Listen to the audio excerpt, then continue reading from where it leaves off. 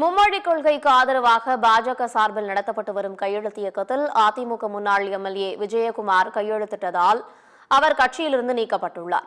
திருவள்ளூர் மாவட்டம் கும்மிடிப்பூண்டி தொகுதியின் அதிமுக முன்னாள் எம்எல்ஏவாக இருந்தவர் விஜயகுமார். இவர் எல்லாப்புரம் வடக்கு ஒன்றிய அதிமுக செயலாளராகவும் செயல்பட்டு வந்தார். இந்நிலையில் பெரியபாளையம் அருகே காரில் சென்ற விஜயகுமார் அப்போது மும்மொழி கொள்கைக்கு ஆதரவாக பாஜக சார்பில் நடத்தப்பட்ட கையெழுத்து இயக்கத்திற்கு ஆதரவு தெரிவித்து கையெழுத்திட்டார். இந்த நிகழ்வு அதிமுக உட்கட்சிக்குள் சலசலப்பை ஏற்படுத்தியது. இந்நிலையில் அதிமுகவின் கொள்கை மற்றும் குறிக்கோள்களுக்கு முரணான வகையில் செயல்பட்டதால் விஜயகுமாரை கட்சியின் அடிப்படை உறுப்பினர் உட்பட அனைத்து பொறுப்புகளிலிருந்தும் நீக்கி வைக்கப்படுவதாக அதிமுக பொதுச் செயலாளர் எடப்பாடி பழனிசாமி அறிக்கை வெளியிட்டுள்ளார்.